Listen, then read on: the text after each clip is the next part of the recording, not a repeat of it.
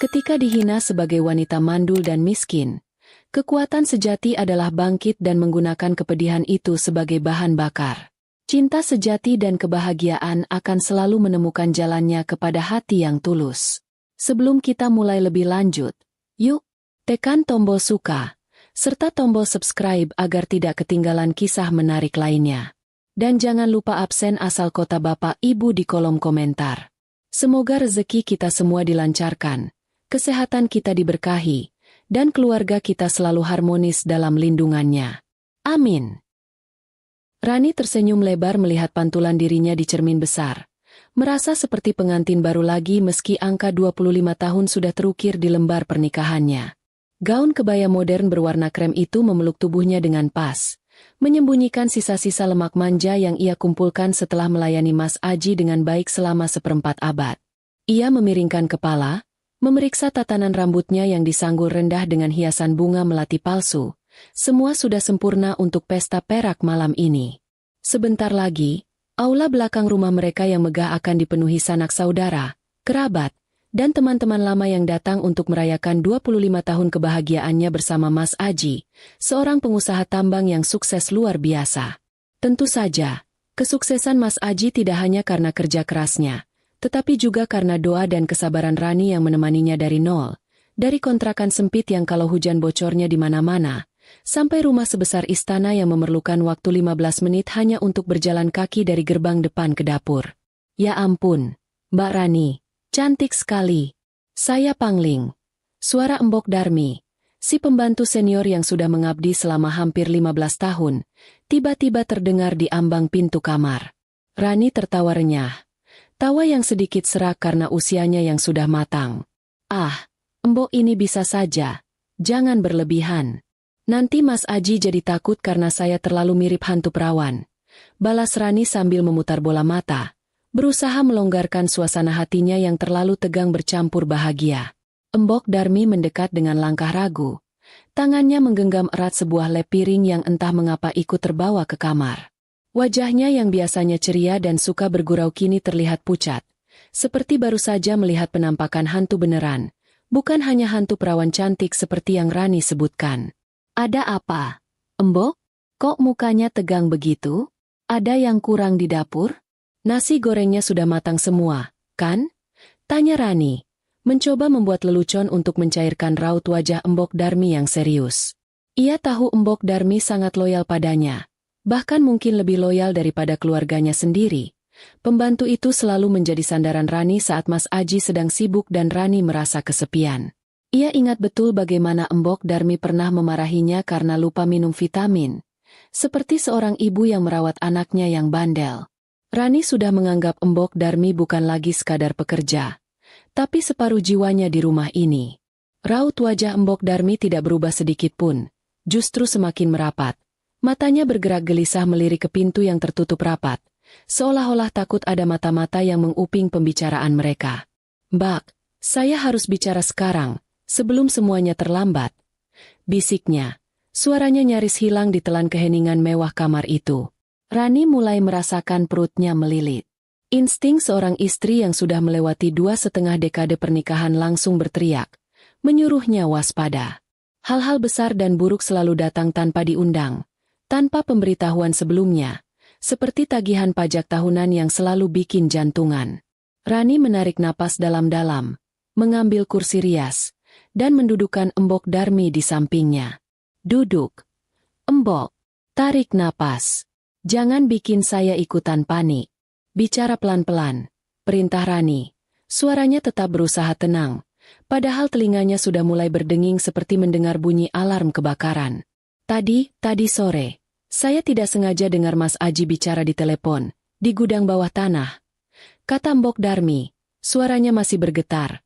Kini ia meremas lep piring di tangannya hingga kusut. Rani menaikkan alisnya.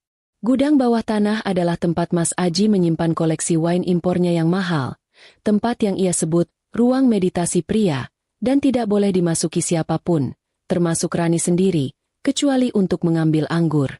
Rani ingat Mas Aji sering menghabiskan waktu di sana akhir-akhir ini, beralasan sedang memeriksa kelembapan ruangan atau sedang berunding dengan mitra bisnis rahasia. Rani dulu tidak pernah curiga, karena ia sudah terbiasa percaya penuh pada suaminya. Ya, terus?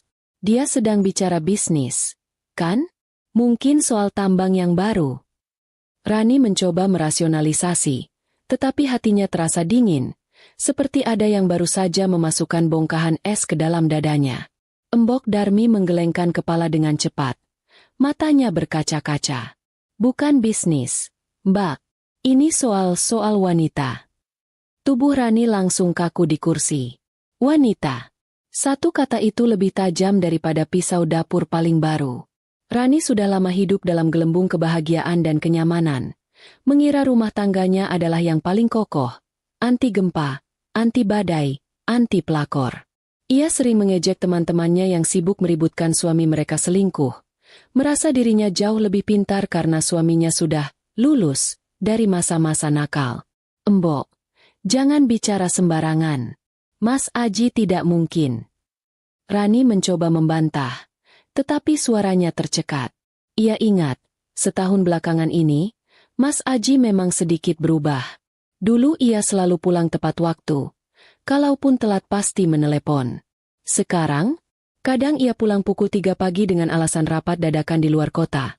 Aroma parfum wanita asing samar-samar tercium di kerah bajunya, yang selalu ia tutupi dengan alasan, parfum sekretaris kantornya tumpah di mobil. Rani selalu mempercayainya, sambil tertawa kecil dan bergurau. Wah, sekretarisnya Mas Aji pasti terlalu bersemangat sampai tumpah-tumpah begitu ya. Kini tawa itu terasa begitu tolol dan menyakitkan. Embok Darmi meraih tangan Rani. Genggamannya kuat. Mbak, dengarkan saya. Tadi Mas Aji bilang, malam ini, di pesta ulang tahun pernikahan kalian dia akan membawa calon ibu baru untuk diperkenalkan ke keluarga besar. Kata-kata itu menusuk seperti pecahan kaca, tetapi belum cukup mematikan. Rani masih mencoba bernapas. Calon ibu baru? Maksudmu, dia akan mengumumkan adopsi anak, Embok? Ya ampun, kejutan yang bagus, dong. Seru Rani, masih mencari celah harapan paling tipis. Ia sudah lama merindukan anak, tetapi takdir berkata lain. Rahimnya tak pernah mau diajak kerja sama, menjadi penyebab satu-satunya kekosongan dalam rumah tangganya yang sempurna. Embok Darmi kembali menggeleng.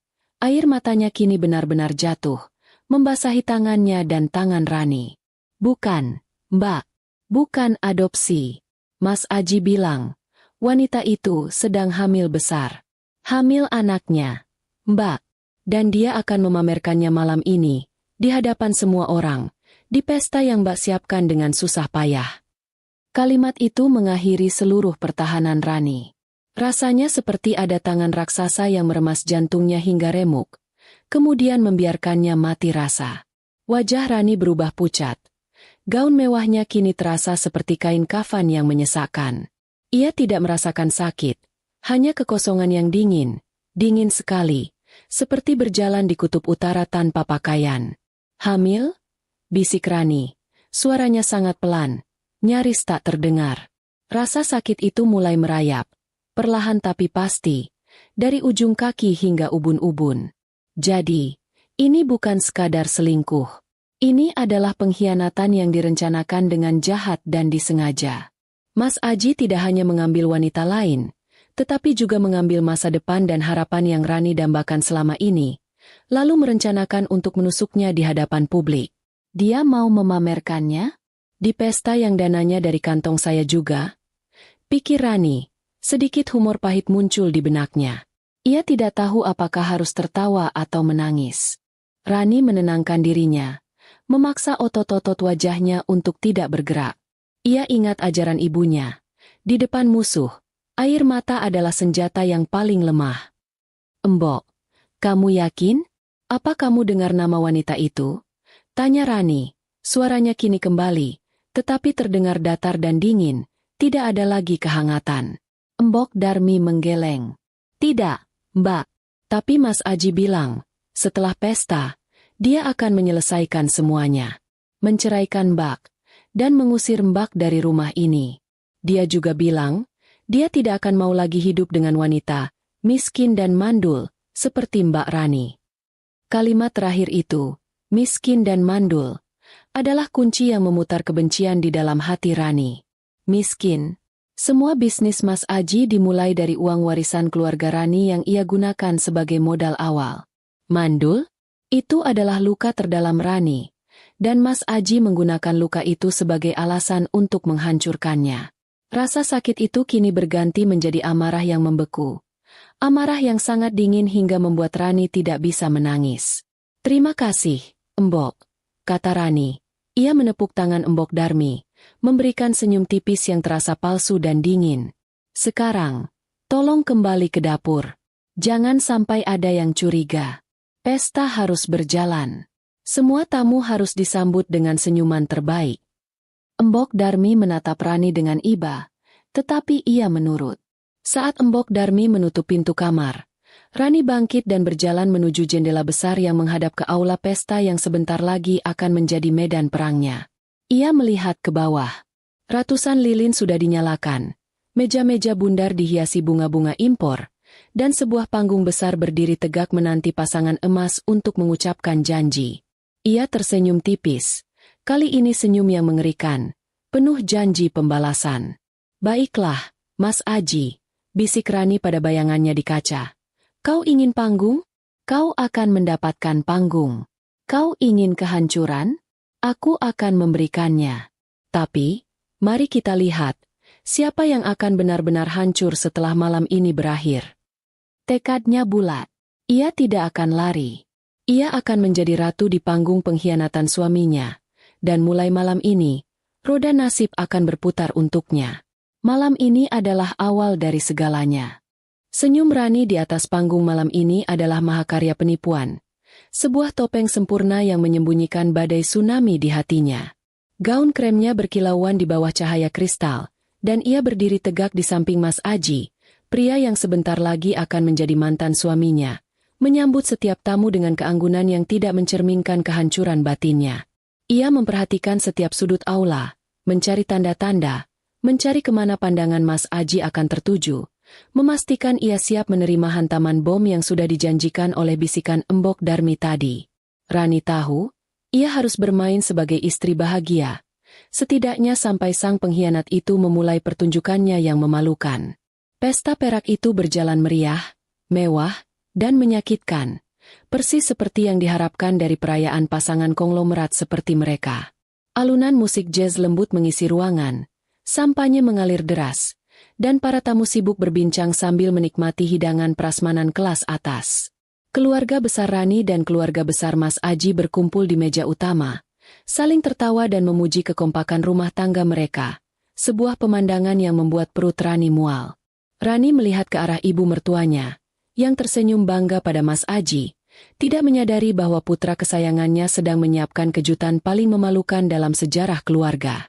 Tepat pukul 9 malam, Mas Aji mengambil mikrofon dari tangan pembawa acara, dan semua mata tertuju padanya. "Terima kasih banyak atas kehadiran Bapak dan Ibu sekalian. Malam ini adalah perayaan 25 tahun kebersamaan saya dengan istri tercinta, Rani," ujarnya dengan suara lantang, yang terasa seperti hantaman guntur di telinga Rani. Ia menoleh ke Rani, memberikan senyum palsu yang Rani kenal betul sebagai senyum, "Sebelum saya minta duit." Rani membalasnya dengan senyum yang jauh lebih palsu, seolah berkata, "Silakan lanjutkan kebohonganmu, aku menanti aksimu." Mas Aji kemudian mulai berpidato tentang bagaimana Rani adalah pendamping hidup terbaik, bagaimana Rani selalu ada di saat ia susah dan senang, dan bagaimana ia berhutang budi pada kesabaran istrinya. Seluruh pidato itu adalah kata-kata manis yang mengandung racun. Hati Rani tergelitik. Ingin sekali ia menjambak rambutnya sendiri saking geramnya mendengar pujian yang akan segera ia telan kembali. "Dulu, Rani yang selalu menemani saya naik motor butut, mengajari saya berhemat, bahkan uang warisan Rani yang menjadi modal pertama usaha tambang saya," kata Mas Aji, sebuah pengakuan yang membuat wajah keluarga Rani sedikit lega, karena pengakuan itu memang benar adanya. Namun, di tengah pujian itu, nada suara Mas Aji tiba-tiba berubah, menjadi lebih berat, penuh penyesalan yang dibuat-buat. "Namun, ada satu hal yang hilang dari rumah tangga kami," katanya, suaranya dramatis. "Satu-satunya impian yang tak pernah terwujud, memiliki keturunan. Suasana aula langsung hening. Semua mata kini menatap Rani dengan rasa kasihan yang menyesakkan. Rani tahu, ini adalah bagian di mana ia harus dihancurkan. Ia menahan napas, membiarkan rasa kasihan itu menampar wajahnya. Ia bisa mendengar Tante Wina, adik Mas Aji, berbisik pada suaminya. Kasihan Rania, padahal sudah cantik, tapi... Mas Aji menarik napas panjang, dan kini ia beralih ke klimaks yang sudah dinanti Rani.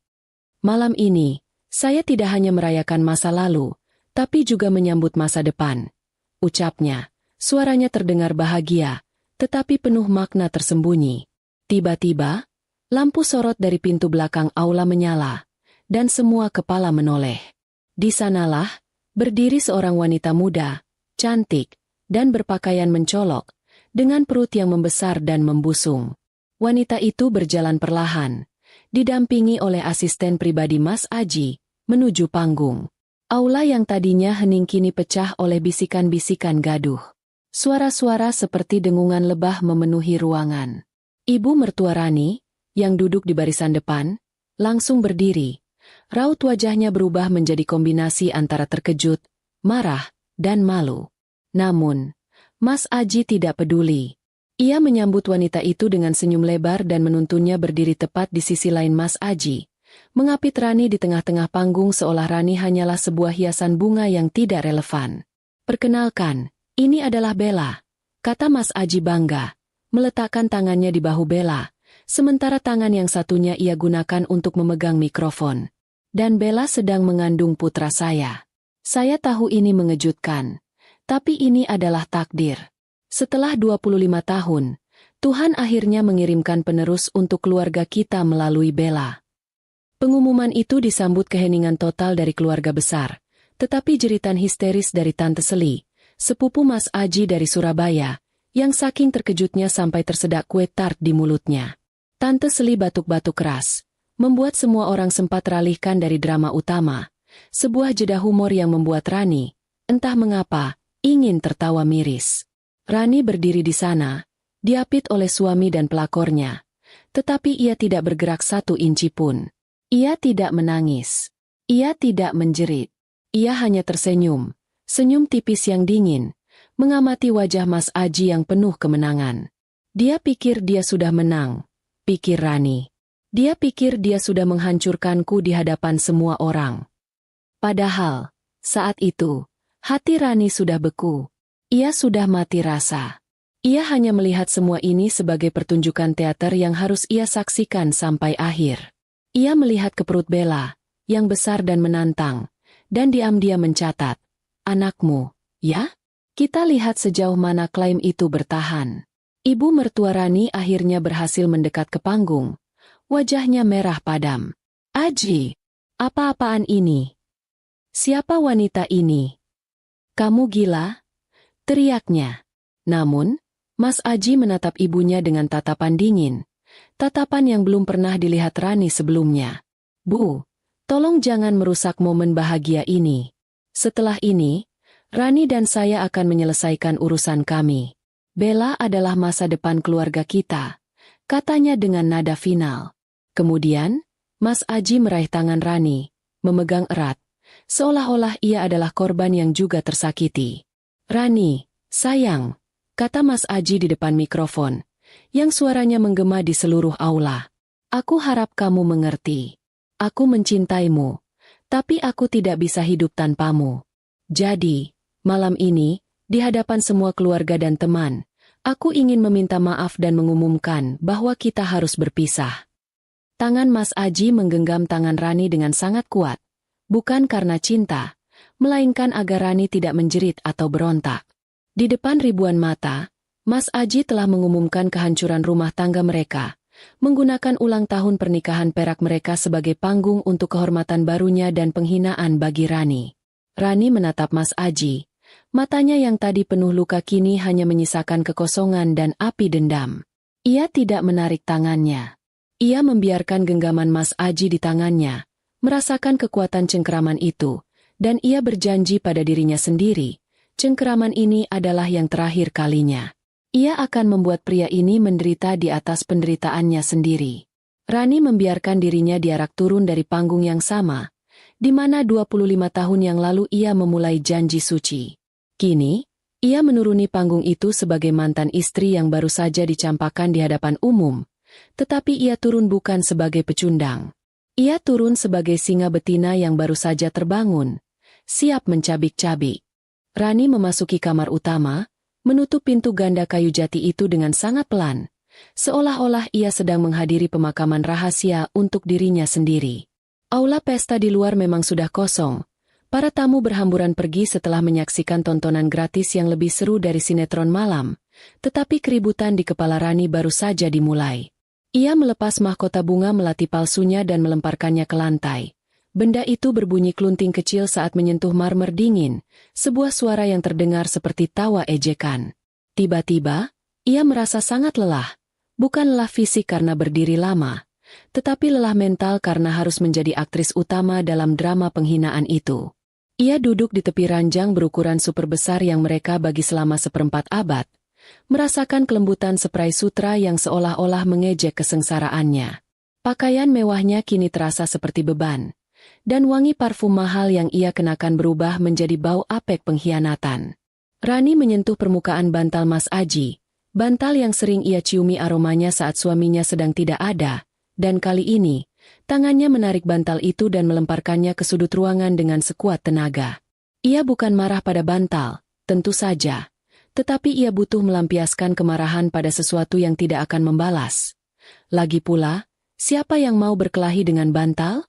Tak lama kemudian, pintu kamar terbuka dengan suara keras. Mas Aji masuk dengan langkah tergesa-gesa dan raut wajah yang masih memancarkan keangkuhan seorang pemenang. Ia tidak terlihat menyesal sedikit pun. Yang ada hanyalah aura lega karena rencananya berjalan mulus, dan sedikit kesal karena ibunya sempat marah-marah di depan umum.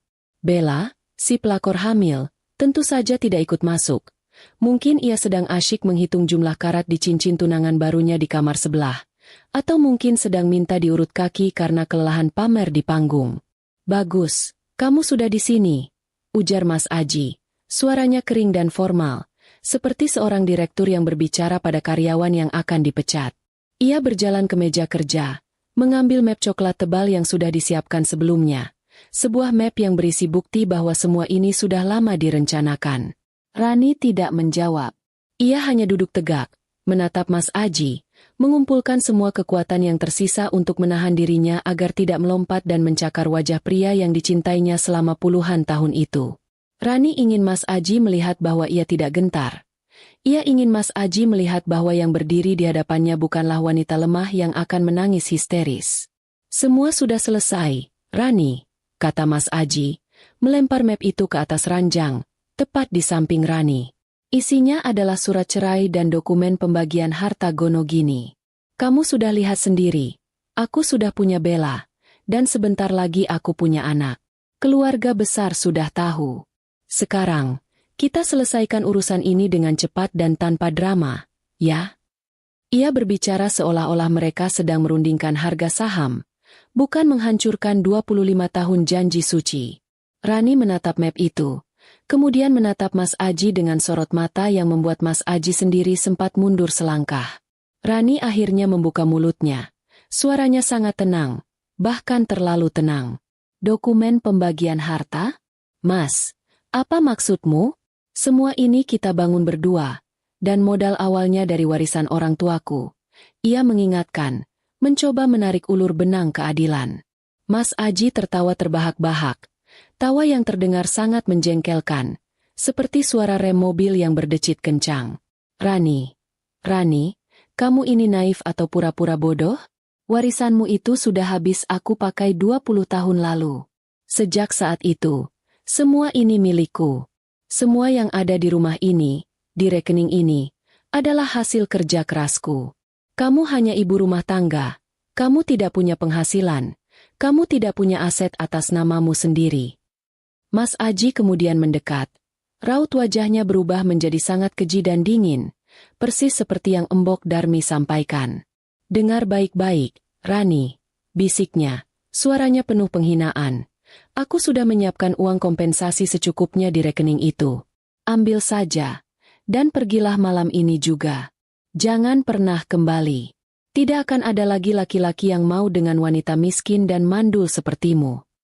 Kalimat itu, miskin dan mandul, adalah belati terakhir yang menusuk ulu hati Rani. Itu adalah hinaan yang paling dalam dan paling fatal, karena ia menyentuh titik terlemah Rani, sekaligus menuduhnya tidak berharga. Tangan Rani mengepal kuat di bawah selimut, tetapi air mata itu tetap tidak keluar. Ia menatap Mas Aji, dan di benaknya, ia tidak lagi melihat suaminya, melainkan target yang harus ia hancurkan. Miskin, mandul, baik. Aku akan membuatmu tahu arti kedua kata itu setelah aku selesai denganmu. Janji Rani dalam hati. Ia tersenyum tipis, senyum yang tidak sampai ke mata, senyum yang membuat Mas Aji merasa menang. Baik, Mas Aji, jawab Rani, suaranya datar. Saya akan pergi, tidak perlu drama. Tapi saya hanya akan membawa 1 koper. Mas Aji menghela napas lega. Ia sudah membayangkan Rani akan menjerit, merengek, dan mengancam akan bunuh diri di depan media. Ia tidak menyangka Rani akan semudah ini. Nah, begitu lebih baik. Wanita dewasa memang tahu diri, katanya sambil mengangguk-angguk bangga. Ia lalu mengambil ponselnya, mungkin untuk mengirim pesan selamat kepada Bella. Saat Mas Aji sibuk dengan ponselnya, Rani bangkit, mengambil map coklat itu, dan memasukkannya ke dalam koper kecil yang sudah ia siapkan diam-diam tadi pagi. Ia tidak peduli dengan uang kompensasi. Ia hanya peduli dengan dokumen cerai itu, bukti sah bahwa kini ia bebas untuk membalas. Saat Rani hampir keluar kamar, Embok Darmi tiba-tiba muncul di ambang pintu, membawa tas belanja besar yang menggembung aneh. Wajahnya sembab karena menangis, tetapi ia mencoba tersenyum pada Rani. "Mbak, sebelum pergi, tolong ini dibawa," bisik Embok Darmi, menyodorkan tas besar itu. "Ini isinya penting sekali. Jangan dibuka sampai Mbak sudah jauh dari sini." Rani, yang sedang emosi, hanya mengangguk dan menerima tas itu. Beratnya mencurigakan, tetapi Rani tidak punya waktu untuk bertanya. "Embok Darmi, tolong jaga dirimu baik-baik," kata Rani, suaranya serak. Embok Darmi tiba-tiba memeluk Rani erat-erat, berbisik di telinga Rani. "Mbak jangan khawatir. Saya sudah siapkan biskuit kaleng kesukaan Mbak dan uang tunai sedikit. Oh, dan ada satu lagi." Embok Darmi melepaskan pelukan dan mengedipkan mata. "Saya juga memasukkan remote TV Mas Aji yang paling mahal, biar dia susah cari channel bola malam ini."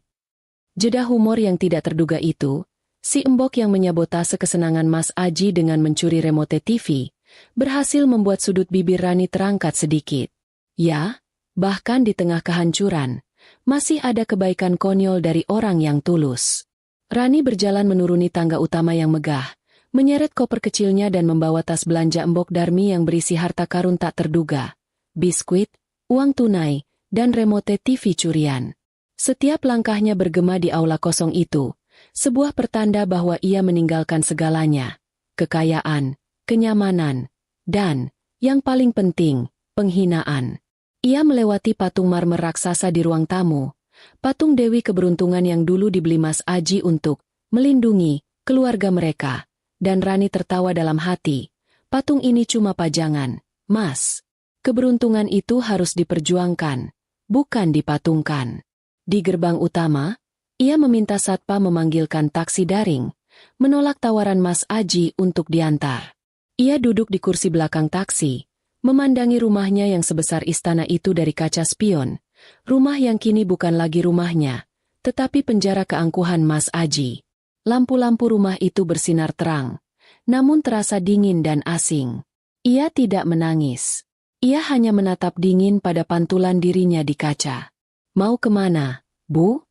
tanya sopir taksi itu ramah. Rani menarik napas. Matanya menoleh ke depan. "Kemana saja, Pak?" "Ke tempat yang paling sederhana, dan paling jauh dari sini," jawab Rani. Tujuannya bukan lagi rumah. Tujuannya kini adalah kebangkitan. Miskin, ia akan menjadi kaya raya.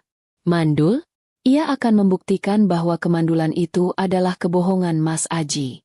Ia akan membuat pria itu merasakan penderitaan yang ia rasakan malam ini, tetapi 1000 kali lebih pedih. Rasa sakit itu telah berubah total. Dari air mata menjadi baja. Udara malam terasa dingin menusuk, tetapi tidak sedingin janji-janji palsu yang ditinggalkan Rani di belakangnya. Taksi berhenti di depan sebuah kontrakan petak sederhana, jauh dari gemerlap pusat kota dan kemewahan yang ia kenal selama 25 tahun.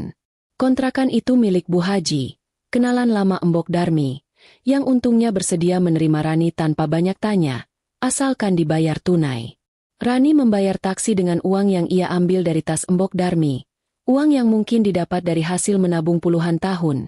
Sebuah ironi, karena ia yang baru dicampakkan kini mengandalkan belas kasihan seorang pembantu yang tulus. Pintu kontrakan dibuka, dan Rani melihat ke dalam. Ruangan sempit itu hanya berisi dipan, meja kecil, dan dapur mini di sudut. Kontras 180 derajat dari istana yang baru ia tinggalkan. Tidak ada marmer, tidak ada AC sentral, dan tidak ada lemari pakaian sebesar kamar mandi.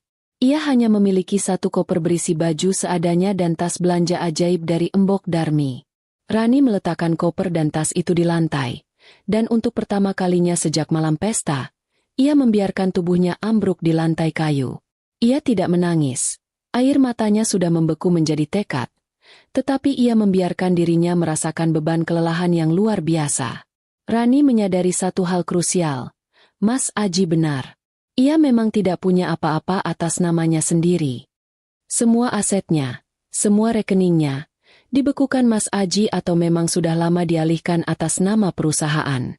Ia hanyalah seorang istri yang diperbolehkan menggunakan kartu kredit tanpa batas. Sebuah boneka mewah yang hanya bertugas menjaga rumah dan tampil cantik. Rani tertawa pahit. Miskin, ulang Rani, mengejek dirinya sendiri. Ia, yang berasal dari keluarga berada, kini benar-benar miskin dalam arti kata yang paling telanjang. Keesokan paginya, Rani terbangun dengan sakit kepala yang luar biasa, bukan karena menangis, tetapi karena tidur di dipan yang keras. Ia membuka tas belanja Embok Darmi, harta karun konyol yang kini menjadi satu-satunya asetnya. Di dalamnya ada beberapa lembar uang tunai, biskuit kaleng kesukaan Rani, yang ia makan sebagai sarapan termewah, dan remote TV Mas Aji. Rani mengambil remote TV mahal itu, memutarnya di tangan. Ia tersenyum tipis, tawa pertama yang tulus sejak pengusirannya. Dasar Embok Darmi. Sabotase kecil ini saja sudah cukup memuaskan, pikir Rani. Ia menyimpan remote TV itu, bukan karena harganya, tetapi sebagai simbol perlawanan kecil pertama dari para orang kecil. Setelah sarapan biskuit, Rani membuka map coklat yang Mas Aji berikan. Di dalamnya, ada surat cerai yang sudah ditandatangani Mas Aji dan rincian uang kompensasi. Rani membaca rinciannya. Mas Aji memberinya jumlah yang sangat kecil, tidak lebih dari harga tas Hermes palsu. Ia merasa terhina. Namun, hal terpenting dalam map itu adalah dokumen-dokumen bisnis Mas Aji yang Rani hafal mati. Dokumen lama yang menunjukkan detail kepemilikan saham awal perusahaannya yang ia dirikan dengan warisan Rani. Rani tahu, jika ia pintar bermain, dokumen ini bisa menjadi kartu as yang membalikan keadaan. Namun, untuk bertarung di meja pengadilan dan bisnis, Rani butuh amunisi, uang, koneksi, dan yang paling penting, pekerjaan. Rani yang sudah puluhan tahun tidak bekerja, kini harus memulai dari mana? Ia bukan lagi lulusan universitas muda yang energik. Ia adalah wanita 50-an dengan riwayat pekerjaan, ibu rumah tangga konglomerat. Dunia kerja pasti akan menertawakannya. Tapi Mas Aji berkata, tidak akan ada lagi laki-laki yang mau dengan wanita miskin dan mandul sepertimu. Kalimat itu, yang diucapkan dengan nada merendahkan, kini berubah menjadi mantra penyemangat paling kuat. Rani memutuskan untuk memulai dari keahlian yang ia miliki, berorganisasi. Sebagai istri seorang pengusaha besar, ia terbiasa mengurus pesta, rapat penting, dan mengelola dana ratusan juta untuk kegiatan amal. Ia sangat teliti, rapi, dan memiliki kemampuan negosiasi yang luar biasa, yang dulu hanya ia gunakan untuk menawar harga bunga. Ia membuka buku teleponnya yang lama, mencari kontak seorang teman lamanya, Siska, yang kebetulan memiliki perusahaan penyedia jasa acara. Siska, saat dihubungi, terkejut setengah mati. Rani, kamu kemana saja? Tiba-tiba teleponku. Dan kamu bilang mau kerja. Suara Siska penuh keheranan. Rani menceritakan sebagian kecil kisahnya, menghilangkan detail paling menyakitkan dan hanya fokus pada keinginan untuk mandiri. Siska, yang tahu betul kemampuan manajerial Rani, menawarkan posisi staf administrasi, pekerjaan kecil dengan gaji yang sangat minim. Maaf, Ran, ini yang paling bisa kukasih sekarang. Kamu harus mulai dari bawah lagi, kata Siska hati-hati. Rani menerima tawaran itu tanpa ragu. Terima kasih, SIS. Mulai dari bawah? Justru itu yang aku butuhkan. Aku mau buktikan. Aku bisa berdiri tegak tanpa siapa-siapa. Jawab Rani mantap. Besoknya, Rani, yang biasanya mengenakan pakaian desainer, kini memakai blus sederhana dan rok pensil lama, berangkat kerja dengan angkutan umum. Ia merasa aneh, tetapi aneh yang menyenangkan, aneh yang membebaskan. Saat naik angkot, ia sempat duduk di samping seorang ibu yang membawa keranjang berisi sayuran. Ibu itu tersenyum ramah padanya, dan Rani membalas senyuman itu. Inilah hidup yang sesungguhnya, pikir Rani. Di kantor Siska, Rani bekerja keras, bekerja lebih keras dari staf termuda.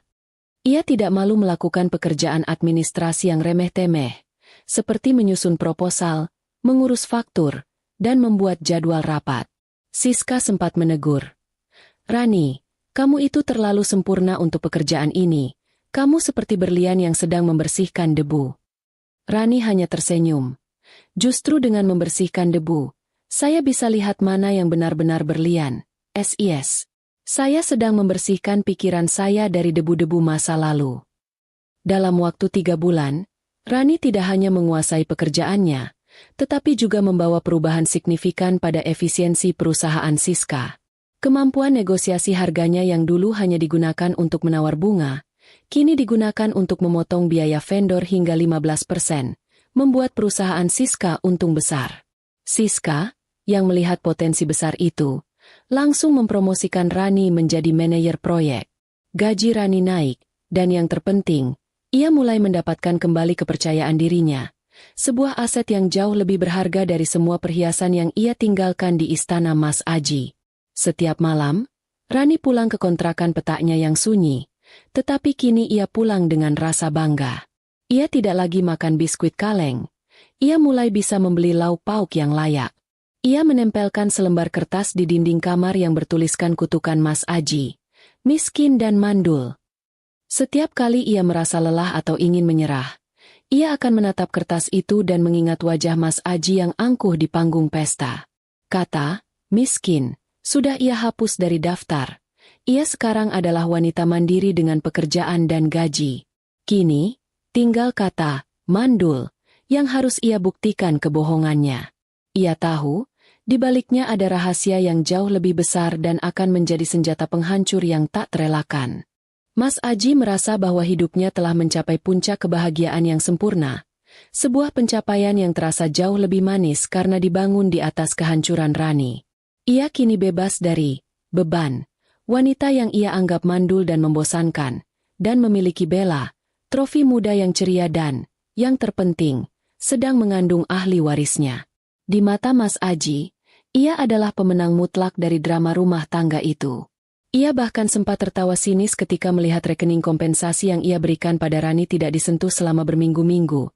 Ia menyimpulkan, Rani pasti terlalu malu dan depresi. Mungkin ia sudah menjadi gembel di pinggiran kota. Ia dan Bella pindah ke penthouse baru yang lebih modern, meninggalkan rumah lama yang terasa penuh kenangan buruk, menurut Bella. Mas Aji menghabiskan uangnya tanpa batas, membeli perhiasan berlian untuk Bella, dan mobil sport terbaru untuk dirinya sendiri. Setiap hari adalah pesta kecil. Mas Aji hidup dalam euforia kesombongan. Ia sering menelepon Pak Budi, pengacaranya, hanya untuk membicarakan betapa mudahnya ia mengurus perceraian. Semua lancar, Pak. Rani tidak melawan. Ia hanya seorang ibu rumah tangga yang tidak punya gigitan, katanya bangga di telepon. Satu-satunya hal yang kurang, menurut Pak Budi, adalah surat keterangan resmi mengenai status bayi itu. Pengacaranya menyarankan agar Mas Aji melakukan tes DNA segera setelah bayi lahir. Hanya formalitas, Pak, untuk legalitas hak waris. Dan untuk jaga-jaga, di zaman sekarang, kita harus modern dan ilmiah. Saran Pak Budi lewat telepon. Mas Aji setuju. Ia melihat tes itu sebagai kesempatan emas untuk membanggakan diri lagi di depan teman-teman bisnisnya. Sebuah bukti ilmiah bahwa darah Aji akhirnya mengalir, sebuah klaim yang tak terbantahkan. Beberapa bulan kemudian, Bella melahirkan seorang anak laki-laki yang sehat. Mas Aji bersorak gembira. Ini adalah penerus dinasti Aji, teriaknya pada Bella di rumah sakit, sambil memegang bayi itu dengan sedikit canggung, sebab sudah terlalu lama ia hanya memegang stik golf. Ia segera mengatur tes DNA, mengambil sampel dari dirinya dan si bayi. Bella terlihat sangat pucat dan gugup saat proses pengambilan sampel, tetapi Mas Aji hanya menganggapnya sebagai kelelahan pasca melahirkan dan euforia ibu baru. Tenang saja, sayang. Sebentar lagi kita akan tunjukkan pada dunia bahwa dia adalah anakku, putra mahkota Tambang Jaya, kata Mas Aji, mengabaikan keringat dingin yang membasahi dahi Bella. Seminggu kemudian, hari yang ditunggu tiba. Mas Aji duduk di kantor mewahnya, menunggu email hasil tes. Ia memanggil sekretarisnya, meminta kopi luwak terbaik, dan dengan santai membuka email dari laboratorium kesehatan terkemuka. Ia sudah yakin hasilnya. Positif. Ia hanya ingin melihat persentase kecocokannya yang pasti akan mencapai 99,99%. Dengan senyum sombong, ia mengklik dokumen PDF itu, kemudian mengambil cangkir kopi panasnya, siap bersulang untuk dirinya sendiri. Tiba-tiba, kopi yang baru saja ia seruput menyembur keluar dari mulutnya, membasahi dokumen di mejanya, menciptakan noda hitam legam di atas laporan keuangan. Matanya melotot. Pandangannya terpaku pada satu baris kalimat yang dicetak tebal dan tegas, seolah memproklamasikan kehancuran, hasil negatif. Kemungkinan hubungan biologis antara Mas Aji dan subjek anak adalah 0%. Jantung Mas Aji serasa berhenti berdetak, lalu berdetak lagi dengan kecepatan gila, membuat dadanya sakit luar biasa. Ia mengucek matanya, menyangka ia salah membaca karena terlalu banyak begadang. Ia membaca lagi, kata demi kata, dan kalimat itu tetap sama, dingin dan menghukum. Anak itu, yang ia pamerkan di reuni keluarga, yang menghancurkan rumah tangganya, bukan anaknya. Mas Aji berdiri. Mejanya bergetar hebat. Ia tidak percaya. Ini pasti salah. Laboratorium itu pasti tidak becus. Ia segera menelepon Pak Budi, pengacaranya, dengan suara yang panik dan tidak karuan. Pak Budi. Tes itu salah. Itu bohong. Anak itu bukan anak saya. Teriak Mas Aji di telepon. Suaranya pecah. Tidak lagi terdengar seperti konglomerat yang percaya diri. Pak Budi, yang sudah berpengalaman menghadapi klien yang panik, meminta Mas Aji untuk tenang. Tetapi Mas Aji sudah kehilangan kendali. Kepalanya terasa seperti akan meledak. Tanpa menunggu Pak Budi, Mas Aji langsung berlari keluar dari kantor, meninggalkan rapat penting dan menerobos kemacetan Jakarta dengan mobil sport barunya, mengemudi seperti orang gila.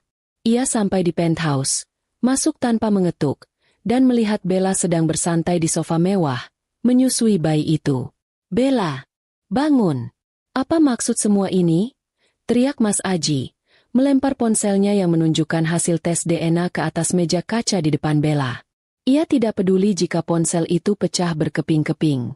Bella, yang terkejut setengah mati, segera menutupi bayinya dan menatap Mas Aji dengan wajah ketakutan yang tidak dibuat-buat. Ada apa, Mas? Kenapa teriak-teriak? Bayi kita kaget, Mas. Tanyanya, mencoba berlagak polos. Mas Aji mendekat, urat-urat di lehernya menegang, wajahnya merah padam. Jangan pura-pura. Anak ini, siapa ayah kandungnya? Jawab. Bella, kau menipuku. Kau permalukan aku. Raungnya. Bayi itu, yang tadinya tenang, kini mulai menangis kencang, seolah ikut merasakan ketegangan dramatis itu, seolah-olah alam ikut menghukum Mas Aji. Bella mulai menangis histeris. Air mata buayanya mengalir deras, mencoba memelas dan mencari simpati. Mas, Aku minta maaf. Aku tidak sengaja. Itu terjadi saat kita sedang putus sebentar. Aku janji, Mas. Aku cuma cinta sama Mas Aji. Bella mencoba merangkak dan memeluk kaki Mas Aji, tetapi Mas Aji menendang pelan sofa itu, menjauh darinya. Berhenti drama. Kamu pikir aku bodoh? Kamu pakai anak ini untuk mengikatku dan mengambil hartaku. Mas Aji menuduhnya dengan nada penghinaan yang ia tujukan pada Rani beberapa bulan lalu. Mas Aji tidak lagi melihat trofi muda yang menarik. Ia hanya melihat penipu ulung yang telah mengkhianatinya lebih dalam dari yang ia bayangkan. Ia melihat dirinya, seorang konglomerat sombong, yang telah mengorbankan 25 tahun pernikahan, menghancurkan reputasi Rani, demi seorang anak yang ternyata adalah anak laki-laki lain. Kau berani-beraninya mengotori nama baikku, di depan keluargaku. Kau bilang ini anakku. Kau menghancurkan Rani dengan alasan ini. Dan bukan anakku. Mas Aji mencengkeram kepalanya sendiri, merasa seperti badut. Seluruh panggung pengkhianatan di pesta perak itu kini menjadi sandiwara yang ditertawakan oleh alam semesta. Ia merasa tercekik oleh ironi. Ia telah menuduh Rani mandul, hanya untuk mendapati bahwa ia tertipu habis-habisan oleh wanita yang ia anggap sebagai penyelamat masa depannya. Ia telah mengusir Rani. Ingat kata-kata keji yang ia lontarkan. Hinaan, miskin dan mandul, kini berbalik menyerangnya dengan kejam. Malam itu, Mas Aji benar-benar hancur. Ia kehilangan istri setia, demi seorang anak yang bukan miliknya, yang lahir dari kebohongan yang ia anggap sebagai kebenaran. Ia berteriak keras, melampiaskan amarah dan rasa malu yang tak terhingga, sementara Bella dan bayinya hanya bisa menangis ketakutan di sudut ruangan. Karma, ternyata, punya selera humor yang sangat gelap. Di sudut ruangan yang gelap, Bella terus memohon dan berjanji akan melakukan apa saja agar Mas Aji memaafkannya. Tetapi Mas Aji sudah tuli. Ia hanya melihat pintu. Ia hanya ingin keluar dari penthouse yang tiba-tiba terasa seperti penjara itu. Ia memandang keluar jendela. Ia ingat bagaimana ia mengusir Rani. Ingat kata-kata keji yang ia lontarkan. Hinaan, miskin dan mandul, kini berbalik menyerangnya. Ia telah kehilangan istri setia, demi seorang anak yang bukan miliknya. Sementara itu, di kontrakan petak yang sederhana, Rani selesai membersihkan kamarnya. Ia duduk di depan cermin, mengoleskan krim malam yang ia beli dengan gajinya sendiri. Ia melihat kertas di dinding. Kata, miskin, sudah dicoretnya. Kini, ia hanya menatap kata, mandul. Mas Aji, kamu pikir itu yang paling menyakitkan? Tunggu saja sampai kamu tahu siapa yang sebenarnya mandul di antara kita. Rani mengambil ponselnya dan menelepon seorang kenalan dokter. Mas Aji menceraikan Bella secepat ia mencampakkan Rani, tetapi kali ini, prosesnya jauh dari kata mulus. Bella tidak semudah Rani. Ia merengek, mengancam akan menyebarkan aib Mas Aji, dan bahkan mencoba menyabotase perusahaan. Konfrontasi mereka menjadi brutal, penuh teriakan dan lemparan barang di dalam penthouse mewah itu. Akhirnya, Mas Aji berhasil mengusir Bella, tetapi harus membayar uang tutup mulut yang sangat besar. Ia kehilangan bayi yang ia pikir sebagai ahli waris, ia kehilangan Bella yang ia anggap trofi, dan ia kehilangan sebagian besar uang tunainya, semua dalam rentang waktu yang singkat. Kejadian itu membuat Mas Aji benar-benar terpuruk. Rasa malu karena ditipu oleh selingkuhannya sendiri jauh lebih besar daripada rasa bersalah karena menceraikan Rani. Ia tidak bisa lagi menatap mata teman-teman bisnisnya, apalagi keluarganya. Ia tahu, di belakang punggungnya, semua orang menertawakan kebodohannya.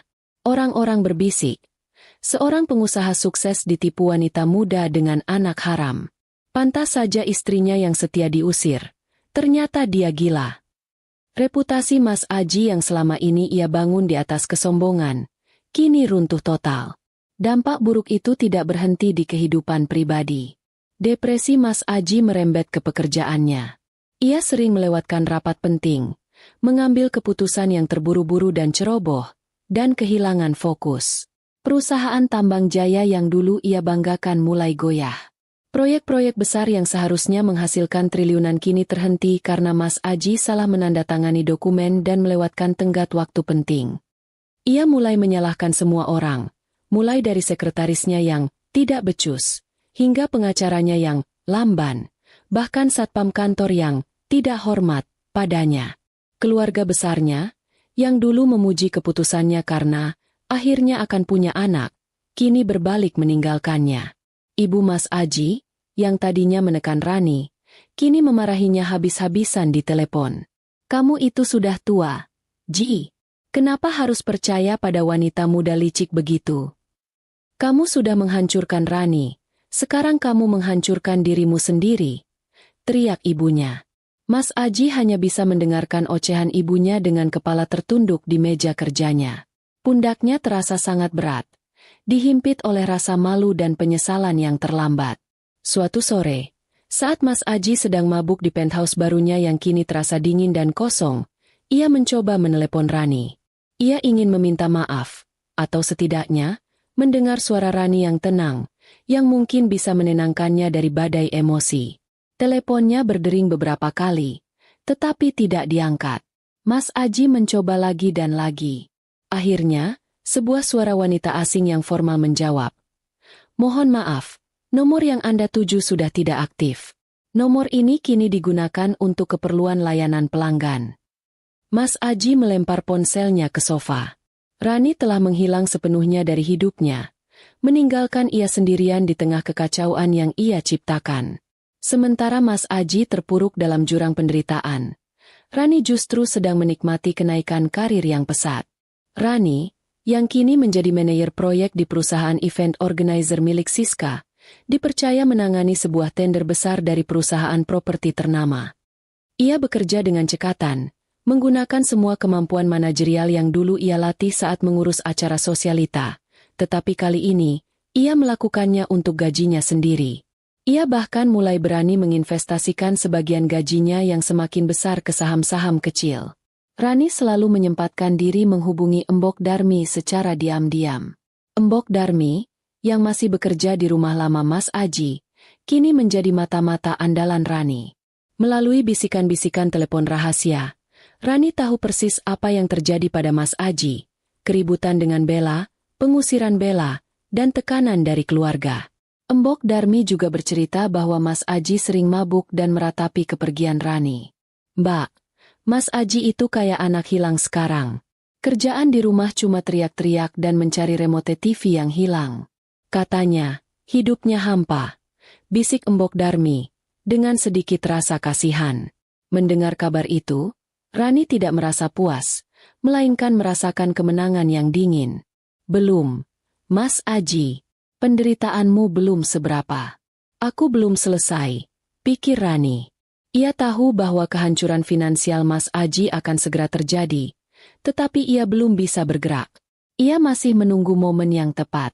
Momen itu adalah saat ia bisa membuktikan kebohongan Mas Aji yang paling fatal, yaitu tentang kemandulan.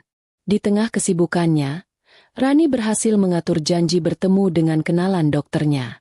Pertemuan itu bukan hanya sekadar konsultasi kesehatan, tetapi sebuah misi rahasia untuk membalikan semua cemoohan Mas Aji.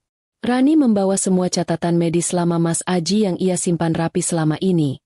Catatan-catatan yang berkaitan dengan tes kesuburan yang mereka lakukan bertahun-tahun lalu secara tertutup. Rani tahu Mas Aji memanipulasi hasilnya, tetapi ia butuh bukti forensik yang tak terbantahkan. Dokter kenalan Rani, yang seorang spesialis, memeriksa berkas-berkas lama itu dengan saksama.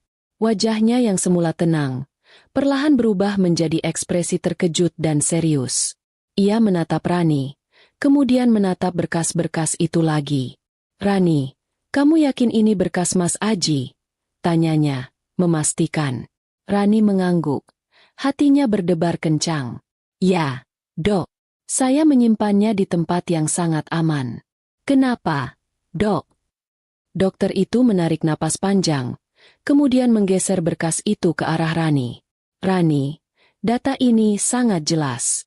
Semua hasil tes yang dilakukan dulu, termasuk hasil tes laboratorium yang rahasia ini, semuanya menunjukkan anomali. Dan ini bukan anomali yang terjadi padamu. Kalimat itu, yang diucapkan dengan tenang oleh dokter, bagaikan palu godam yang memecahkan kebekuan hati Rani. Air mata yang selama ini ia tahan, kini mendesak keluar, bukan air mata kesedihan, melainkan air mata kebenaran. Rani akhirnya tahu. Ia tidak mandul. Ia tidak pernah mandul. Dokter melanjutkan, Mas Aji menutupi kebenaran ini. Data menunjukkan bahwa masalah kesuburan justru berasal dari Mas Aji sendiri. Dia yang mengalami masalah. Kamu sama sekali tidak punya masalah kesuburan, Rani. Kebenaran ini, yang selama puluhan tahun menjadi beban, cemoohan, dan senjata Mas Aji, kini menjadi senjata paling mematikan bagi Rani. Ia, yang dituduh tidak berharga, kini memegang rahasia kehancuran Mas Aji. Mandul? Ternyata yang mandul suamiku, bisik Rani dalam hati, merasakan dorongan energi dan tekad yang baru. Kebenaran adalah pedang bermata dua, dan bagi Rani, pedang itu kini ada di genggamannya. Tangisan yang ia tumpahkan di ruangan dokter itu bukan tangisan sedih, melainkan tangisan kelegaan dan kekuatan. Beban cemoohan, mandul, selama puluhan tahun telah terangkat, digantikan oleh fakta yang mematikan. Rani tidak menyia-nyiakan satu detik pun. Setelah mendapatkan salinan resmi hasil tes, ia segera menghubungi pengacara terpercaya yang direkomendasikan Siska, seorang wanita parubaya cerdas bernama Bu Ratna, yang terkenal karena ketajaman kasus perceraian berharta. Bu Ratna mendengarkan cerita Rani dengan saksama, sesekali mengangguk sambil membaca berkas-berkas medis Mas Aji. Ini senjata yang sangat kuat, Bu Rani, kata Bu Ratna, menyatukan jari-jarinya. Mas Aji menggunakan isu kemandulan untuk menekan Anda agar mau diceraikan dengan kompensasi kecil. Dengan bukti ini, kita bisa mengajukan gugatan balik untuk pencemaran nama baik, ganti rugi imaterial, dan yang terpenting, merebut kembali hak Anda atas aset bersama. Rani merasa seperti mendapatkan kembali nyawanya. Ia bukan lagi korban yang lemah. Ia adalah seorang jenderal yang merencanakan strategi. Rani dan Bu Ratna mulai menyusun rencana. Langkah pertama adalah membekukan aset Mas Aji dengan argumen bahwa ada manipulasi hukum dalam proses perceraian. Masalahnya, meskipun Rani sudah sukses sebagai manajer, ia tetap kekurangan uang untuk melawan konglomerat sekelas Mas Aji di meja hijau. Pertarungan hukum itu akan memakan biaya yang sangat besar, dan Mas Aji pasti akan menyewa tim pengacara termahal. Rani butuh dorongan finansial yang masif. Saat itulah Rani mulai mendekati tender properti terbesar yang sedang ditangani perusahaannya. Klien utama mereka adalah Arka Group, sebuah konglomerat properti raksasa yang dipimpin oleh seorang pria bernama Pak Dimas. Rani telah bekerja sangat keras di balik layar proyek ini, dan berkat ketelitiannya, ia berhasil mengidentifikasi celah besar dalam proposal awal yang bisa menghemat dana miliaran rupiah bagi Arka Group. Siska, bosnya, tahu betul bahwa keberhasilan tender ini adalah berkat Rani, bukan dirinya. Suatu sore, Siska memanggil Rani ke kantornya. Rani, kamu luar biasa. Aku sudah puluhan tahun di bisnis ini, dan belum pernah melihat orang seefisien kamu, kata Siska jujur. Arka Group sangat terkesan, terutama Pak Dimas. Dia secara pribadi memintamu untuk mempresentasikan proposal ini langsung ke kantor pusat mereka. Ini kesempatanmu, Ran, kesempatan untuk membuat koneksi yang akan mengubah hidupmu. Rani mengangguk. Ia tahu ini adalah panggung berikutnya. Hari presentasi tiba. Rani mengenakan setelan bisnis yang rapi, membeli pakaian baru yang formal namun elegan, memancarkan aura percaya diri yang tak terbantahkan. Jauh dari Rani yang rapuh dan diusir. Ia memasuki gedung pencakar langit Arka Group yang menjulang angkuh, kantor yang membuat kantor Mas Aji terasa seperti kontrakan. Di ruang rapat besar, Rani duduk di depan Pak Dimas, sang CEO Arka Group. Pak Dimas bukanlah sosok konglomerat sombong seperti Mas Aji. Ia berusia sekitar akhir 50-an, dengan rambut memutih di pelipis, mengenakan setelan yang custom fit, dan memancarkan ketenangan serta kecerdasan. Tatapannya hangat, tetapi matanya tajam dan tidak pernah lepas dari Rani saat ia berbicara. Rani memulai presentasinya dengan tenang, lugas, dan penuh data, menjelaskan bagaimana strateginya bisa meningkatkan efisiensi proyek hingga 20%. Ketika sesi presentasi selesai, Pak Dimas bertepuk tangan pelan, senyum tulus mengembang di wajahnya. Luar biasa, Bu Rani. Proposal yang sangat matang dan efisien. Ini bukan pekerjaan manajer proyek biasa, puji Pak Dimas. Rani merasa bangga. Terima kasih, Pak. Saya hanya menjalankan tugas dengan sepenuh hati, jawabnya. Saat sesi pertanyaan, Pak Dimas tiba-tiba mengajukan pertanyaan yang tidak terduga. Boleh saya bertanya, Bu Rani, dari mana Anda mendapatkan pengalaman manajerial sehebat ini? Apakah Anda pernah memimpin perusahaan besar sebelumnya? Rani tersenyum tipis, sebuah senyum penuh makna. Tidak, Pak Dimas. Saya hanya seorang ibu rumah tangga yang diceraikan, yang baru 3 bulan ini bekerja. Saya diusir dari rumah dan dibilang mandul. Ruangan rapat yang tadinya dipenuhi ketegangan bisnis, kini hening seketika. Rani tidak bertele-tele.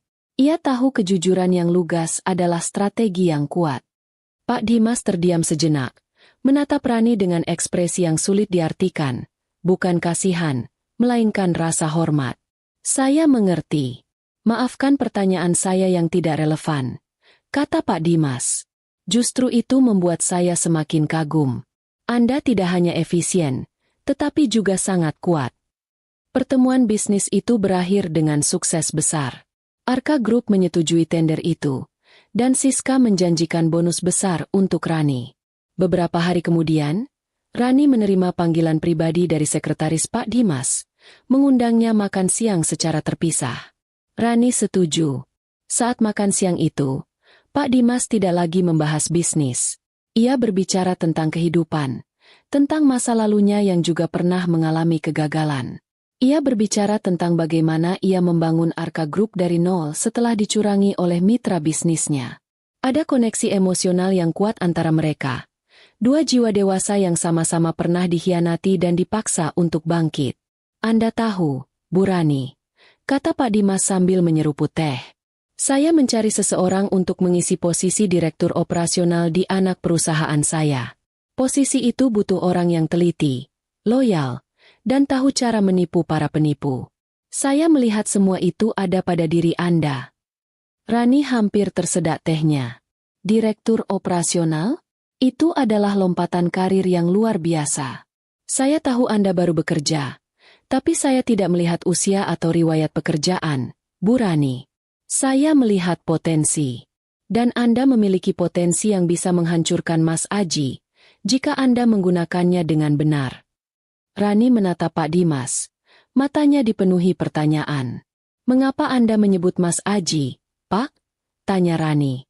Pak Dimas tersenyum misterius. Tambang Jaya milik Mas Aji adalah saingan lama Arka Group. Kami pernah bentrok. Dan saya tahu, pria yang sombong itu sedang terpuruk. Saya bisa memberi Anda uang, posisi, dan perlindungan yang Anda butuhkan untuk menghancurkannya. Asalkan Anda mau menjadi bagian dari tim saya. Tentu saja, dengan gaji yang akan membuat Mas Aji terlihat seperti staf rendahan. Rani akhirnya mengerti. Ini bukan hanya tentang pekerjaan. Ini adalah aliansi yang strategis. Rani menerima tawaran itu, bukan hanya karena gajinya yang selangit, tetapi karena ia tahu, dengan dukungan Pak Dimas, ia tidak hanya bisa memenangkan pertarungan hukum, tetapi juga memenangkan pertarungan kekuasaan.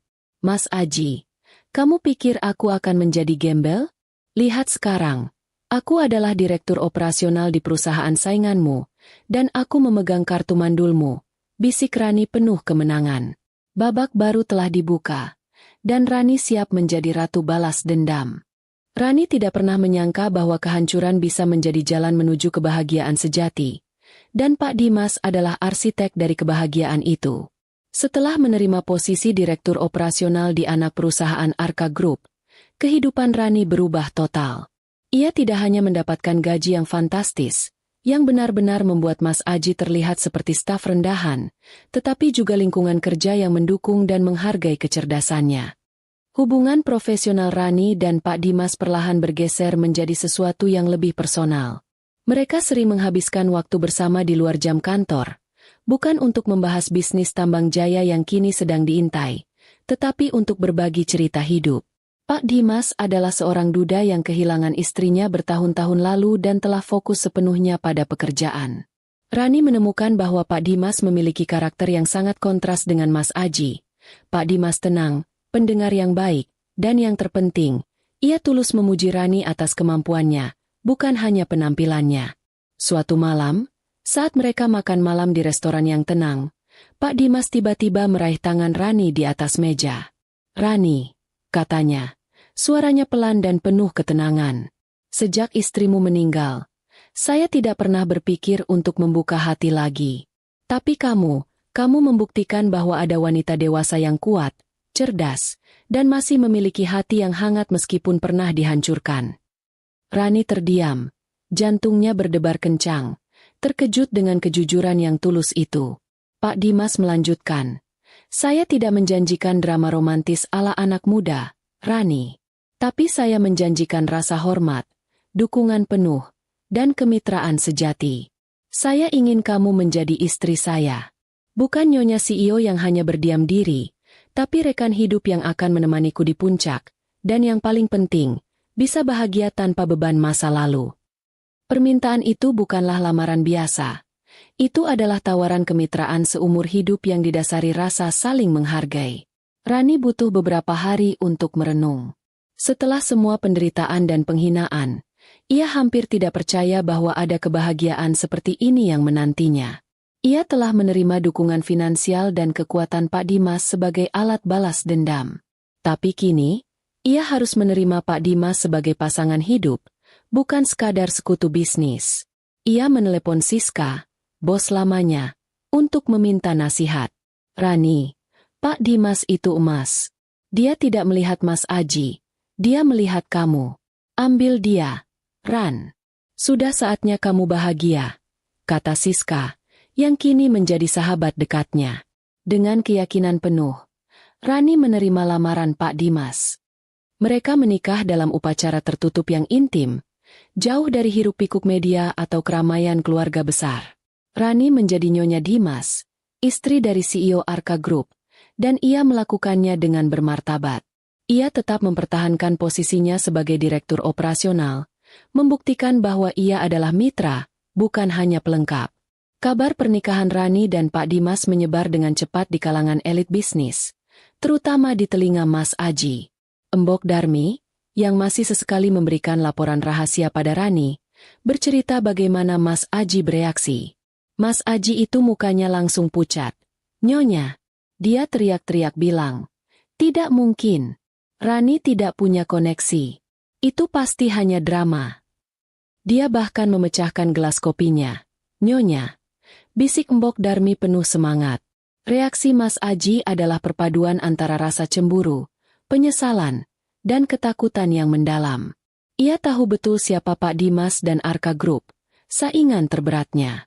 Kini, mantan istrinya, yang ia caci maki sebagai wanita miskin dan mandul, telah duduk di meja musuhnya, memegang kekuasaan yang jauh lebih besar darinya.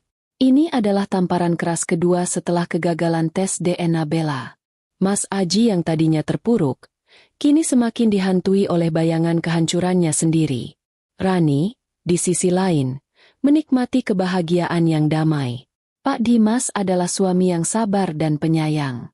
Ia sering membuatkan teh hangat untuk Rani saat ia bekerja larut malam dan memijat kakinya sepulang dari rapat penting. "Kamu itu sudah kerja keras, Ran. Urusan tambang jaya biar kita bereskan dengan kepala dingin. Kamu pantas mendapatkan istirahat," kata Pak Dimas.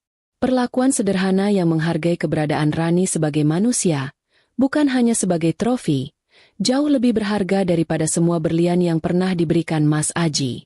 Satu hal yang tidak mereka lupakan adalah misi utama Rani, pembuktian status kemandulan. Setelah menikah, Pak Dimas mengatur serangkaian konsultasi dengan dokter spesialis terbaik di luar negeri, memastikan bahwa tidak ada yang bisa membantah hasil tes Rani. Rani, yang telah lama pasrah dengan nasibnya, menjalani tes itu dengan hati yang tenang. Hasilnya kembali menguatkan. Rani sepenuhnya subur. Suatu malam, Rani duduk di balkon penthouse barunya bersama Pak Dimas, memandang lampu kota Jakarta. Mas Aji bilang aku mandul. Pak, dia menghancurkan hidupku dengan tuduhan itu, bisik Rani. Pak Dimas memeluk Rani dengan erat. Dia tidak hanya salah, sayang. Dia berbohong dan memutarbalikkan fakta. Sekarang, kita pegang kebenaran itu. Biarkan semesta yang menjawab semua doamu. Rani merasa kehidupannya yang dulu penuh kemarahan kini dipenuhi kedamaian. Ia bahagia sebagai istri Pak Dimas, bahagia sebagai direktur operasional, dan yang paling penting, bahagia sebagai wanita yang harga dirinya telah dipulihkan. Namun, satu bagian dari jiwanya masih kosong, keinginan untuk memiliki anak, sebuah keinginan yang tidak pernah ia yakini akan tercapai. Kini, setelah mengetahui dirinya tidak mandul, harapan itu mulai mekar kembali, pelan-pelan. Ia tahu, kebahagiaan terbesarnya belum datang. Setelah menikah dengan Pak Dimas, satu-satunya ruang kosong yang tersisa di hati Rani adalah keinginan untuk menjadi seorang ibu. Semua tes medis dari dokter terbaik di luar negeri sudah membuktikan bahwa ia sepenuhnya subur. Satu kebenaran pahit yang kini menjadi rahasia pribadi Rani, siap diluncurkan ke hadapan Mas Aji di saat yang tepat. Rani dan Pak Dimas sepakat untuk menyerahkan segalanya pada takdir, menjalani hidup sehat, dan berhenti terlalu memikirkan rencana kehamilan. Justru dengan hati yang tenang dan tanpa beban, keajaiban itu datang. Suatu pagi, setelah Rani merasa mual berkepanjangan dan Pak Dimas bersikeras mengajaknya ke rumah sakit, kabar itu datang seperti hujan di musim kemarau. Selamat, Bu Rani. Anda positif hamil, sudah memasuki usia 8 minggu, kata dokter kandungan itu dengan senyum ramah. Pak Dimas, yang biasanya tenang dan berwibawa di ruang rapat, kali ini terlihat seperti anak kecil yang baru dibelikan mainan impian. Ia memeluk Rani dengan erat. Air mata kebahagiaan membasahi bahu Rani. Kita berhasil, sayang. Kamu membuktikan mereka semua salah, bisiknya, penuh rasa haru. Kebahagiaan itu bukanlah sekadar anugerah pribadi, melainkan deklarasi kemenangan yang paling elegan bagi Rani. Setiap tendangan kecil di perutnya seolah berbisik, "Aku ada, aku bukan mandul." Cemoohan Mas Aji yang selama ini menusuk hati Rani, kini hancur menjadi debu tak berarti. Kehamilan Rani adalah bukti nyata di hadapan Tuhan dan semesta, membalikan seluruh narasi kebencian yang pernah dibangun mantan suaminya. Mas Aji, di sisi lain, menerima kabar itu bak sambaran petir yang menyambar tiang listrik di tengah badai. Embok Darmi, mata-mata setia Rani, mengirimkan laporan rinci tentang kekacauan di rumah lama itu. Mas Aji dengar dari salah satu kolega bisnisnya. "Nyonya," katanya, "Nyonya hamil." Dia langsung membanting semua barang di ruang kerjanya. Dia teriak-teriak, "Bagaimana mungkin? Dia itu mandul. Aku tahu dia mandul."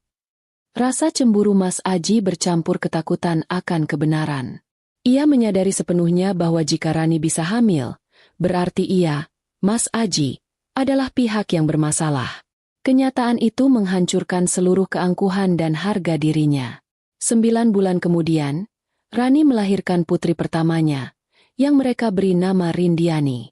Proses kelahiran itu berjalan lancar dan penuh cinta, disaksikan oleh Pak Dimas yang tidak pernah absen mendampingi. Rindiani lahir dengan pipi gembul dan mata yang cerdas, menjadi cahaya baru bagi keluarga mereka. Rani merasakan cinta yang belum pernah ia rasakan sebelumnya, cinta yang tulus dan tidak bersyarat, yang membuat semua drama pengkhianatan di masa lalu terasa begitu kecil dan jauh. Pak Dimas, yang sebelumnya adalah CEO yang dingin dan fokus pada pekerjaan, berubah total menjadi ayah siaga. Ada satu kejadian lucu saat Rindiani berusia 3 bulan.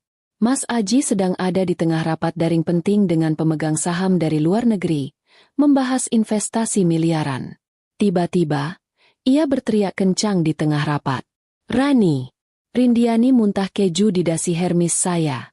Dasi seharga 10 juta ini. Tolong segera ke sini." Seluruh peserta rapat langsung hening, menahan tawa. Rani buru-buru masuk ruangan, mendapati suaminya yang gagah sedang panik karena dasinya terkena susu. Rani hanya tertawa, menyadari bahwa kebahagiaan sejati adalah memiliki pasangan yang bisa ia tertawakan tanpa rasa takut. Ini jeda humor yang memecah kebekuan. Setelah kelahiran Rindiani, kehidupan Rani terasa lengkap. Ia tetap aktif sebagai direktur operasional, tetapi kini ia membawa kekuatan baru yang didapat dari statusnya sebagai ibu. Perannya sebagai seorang ibu menambah kedalaman dan empati dalam keputusannya, membuatnya semakin dihormati di dunia bisnis. Namun, ia dan Pak Dimas selalu merasa ada yang kurang.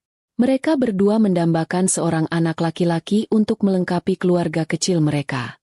2 tahun kemudian, keajaiban itu datang lagi. Rani hamil anak kedua, dan kali ini, hasil USG menunjukkan bahwa mereka akan mendapatkan seorang putra. Kabar ini disambut dengan sukacita yang meluap-luap. Pak Dimas bahkan sampai mengadakan pesta kecil-kecilan di kantor hanya untuk merayakan kehamilan kedua Rani. Mereka menamainya Arya, yang berarti bangsawan atau terhormat. Kelahiran Arya menyempurnakan keluarga Rani. 2 anak, 1 putri dan 1 putra, menjadi mahkota kebahagiaannya. Saat memeluk Arya di ranjang rumah sakit, Rani memejamkan mata dan berbisik dalam hati. "Mas Aji, kamu bilang aku mandul. Aku kini punya 2. Kamu bilang aku miskin. Aku kini nyonya bos. Aku bukan hanya menang. Aku sudah melampaui kebahagiaan yang pernah kau bayangkan." Kemenangan Rani bukanlah hanya di meja sidang atau di kantor. Kemenangan terbesarnya adalah fakta bahwa ia mampu memberikan apa yang tidak pernah bisa ia berikan pada Mas Aji. Sementara Rani menikmati kebahagiaan ganda ini, Mas Aji justru semakin terpuruk. Perusahaannya, Tambang Jaya, menghadapi masalah hukum yang serius, sebagian besar dipicu oleh Bu Ratna dan timnya, yang kini didukung penuh oleh dana dan koneksi Arka Group. Mas Aji kini tidak hanya kehilangan uang, tetapi juga seluruh teman-teman bisnisnya, yang berbondong-bondong pindah ke Arka Group demi proyek yang lebih stabil. Ia hidup sendirian di penthouse mewah yang sudah lama ia beli. Setiap hari dihantui oleh penyesalan yang mendalam. Ia sering melihat foto-foto lama Rani di ponselnya, bertanya-tanya mengapa ia bodoh sekali mencampakkan emas demi lumpur. Suatu hari, Embok Darmi menelepon Rani. Suaranya terdengar sedih. "Nyonya, saya sudah berhenti bekerja di sana. Saya tidak tahan lagi melihat Mas Aji. Dia itu sudah seperti orang gila. Nyonya, minum terus," teriak-teriak sendiri. Katanya, dia menyesal mengusir Nyonya. Rani mendengarkan, tetapi tidak ada lagi kemarahan atau kegembiraan yang meluap. Yang ada hanya rasa dingin dan damai. Ia tahu, penderitaan Mas Aji sudah mencapai titik puncak. Rani telah mendapatkan segalanya yang pernah Mas Aji ambil. Rani menyadari bahwa fase balas dendam batinnya telah selesai. Ia sudah berhasil menjadi istri bos, memiliki 2 anak, dan secara definitif membuktikan bahwa Mas Aji adalah pihak yang mandul. Ia bahagia. Namun, ada satu langkah terakhir yang harus ia ambil untuk menutup babak ini secara sempurna. Pertemuan terakhir. Ia harus menunjukkan semua ini kepada Mas Aji secara langsung, tidak melalui bisikan atau kabar burung, tetapi di panggung yang jelas. Rani mulai mengatur sebuah acara amal besar yang akan dihadiri oleh seluruh elit bisnis Jakarta. Ia tahu, Mas Aji, meskipun jatuh, pasti akan mencoba hadir. Rani telah merancang acara amal tahunan Arka Group dengan sangat teliti, bukan hanya untuk menggalang dana, tetapi sebagai panggung sandiwara terakhirnya.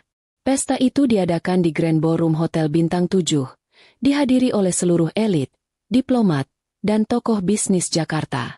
Ia tahu, Mas Aji pasti akan berusaha hadir, entah untuk mencoba mendapatkan koneksi atau sekadar memuaskan rasa penasaran.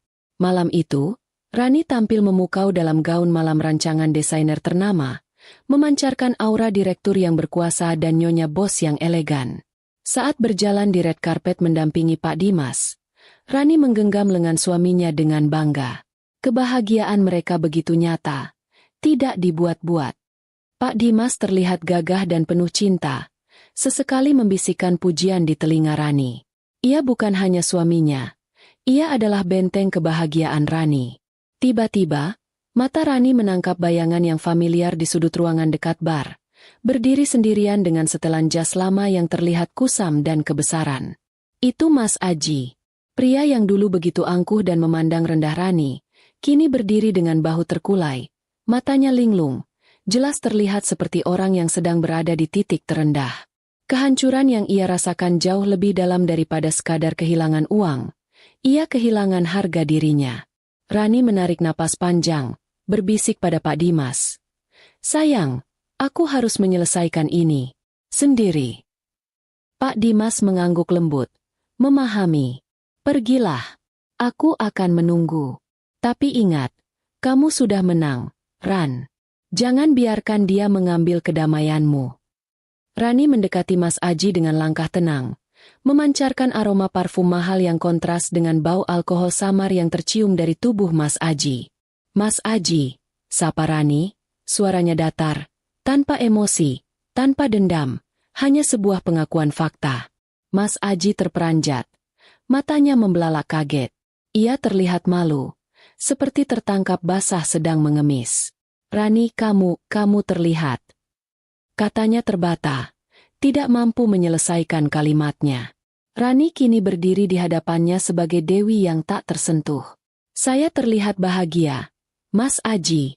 Sebuah hal yang tidak pernah kamu izinkan saya rasakan saat bersama kamu," potong Rani tegas. Mas Aji menundukkan kepalanya. Saya menyesal, Rani. Saya tidak tahu kenapa saya bodoh sekali dulu. Bella, dia meninggalkan saya saat tahu perusahaan saya bangkrut. Dia bilang anak itu bukan anak saya." Rani tersenyum dingin. "Saya tahu, Mas. Saya sudah tahu sejak lama." Di tengah percakapan yang tegang itu, terdengar tawa ceria dua anak kecil yang berlarian mendekat. Arya dan Rindiani, putra dan putri Rani, muncul dari balik tiang, berlari menuju Rani. "Mama, Arya mau es krim," seru Rindiani, putri sulung Rani, sambil menarik-narik gaun ibunya. Rani berlutut, memeluk kedua anaknya dengan penuh kasih sayang. Wajahnya kini memancarkan kehangatan seorang ibu sejati. "Sayang, jangan berlarian. Kenalkan," kata Rani lembut, menarik kedua anaknya berdiri di sampingnya. "Ini Om Aji. Dan ini Rindiani, berusia 4 tahun, dan Arya, 2 tahun. Anak-anak saya dan suami saya." Ekspresi Mas Aji berubah drastis, dari penyesalan menjadi kengerian. Ia melihat kedua anak itu, Arya yang mirip sekali dengan Rani, dan Rindiani yang memiliki mata cerdas seperti Pak Dimas. Itu adalah bukti nyata, bukti visual dari kebohongan yang pernah ia ucapkan. Kamu punya anak." Mas Aji hampir tidak bisa berbisik. "Tapi, kamu mandul." Rani berdiri tegak, memandang Mas Aji dengan sorot mata yang tajam, tetapi kini dipenuhi kedamaian. "Saya tidak pernah mandul, Mas Aji. Kenyataan yang sebenarnya adalah, kamu yang mandul. Saya punya bukti medisnya. Kamu menceraikan saya karena ketidakmampuan kamu sendiri, tapi menyalahkan saya." Kata-kata Rani itu meluncur lurus, menembus jantung Mas Aji. Mas Aji ambruk, memegang dadanya seolah terkena serangan fisik. Ia menatap kedua anak itu, menyadari bahwa ia tidak hanya kehilangan istrinya, kekayaannya, dan harga dirinya, tetapi juga kesempatan untuk memiliki keluarga bahagia karena kebohongan dan kesombongannya sendiri. Itu adalah rasa sakit terburuk yang pernah ia rasakan. Pak Dimas kemudian mendekat, memegang bahu Rani. "Sudah cukup, sayang," katanya lembut. Ia menatap Mas Aji, bukan dengan kebencian, tetapi dengan rasa iba. "Saya harap kamu bisa menemukan kedamaian, Mas Aji. Saya dan Rani tidak menyimpan dendam. Kami hanya melanjutkan hidup kami, dan hidup kami kini jauh lebih baik tanpamu." Rani berbalik, melangkah pergi dari masa lalunya yang kelam. Ia memeluk Rindiani dan Arya, mencium kening mereka, lalu menggandeng tangan Pak Dimas. Mereka berjalan kembali ke tengah keramaian, di mana mereka disambut tawa dan hormat. Mas Aji hanya bisa menatap punggung mereka yang menjauh, sepasang suami istri yang berjalan menuju kebahagiaan abadi, meninggalkan dirinya yang tenggelam dalam penyesalan dan penderitaan tak berkesudahan. Kisah itu ditutup dengan Rani yang sadar bahwa balas dendam terindah bukanlah membuat Mas Aji menderita, tetapi menemukan kebahagiaan yang jauh lebih besar daripada apapun yang pernah ia renggut. Ia kini bahagia, jadi istri bos yang dihormati, dan punya 2 anak yang melengkapi hidupnya.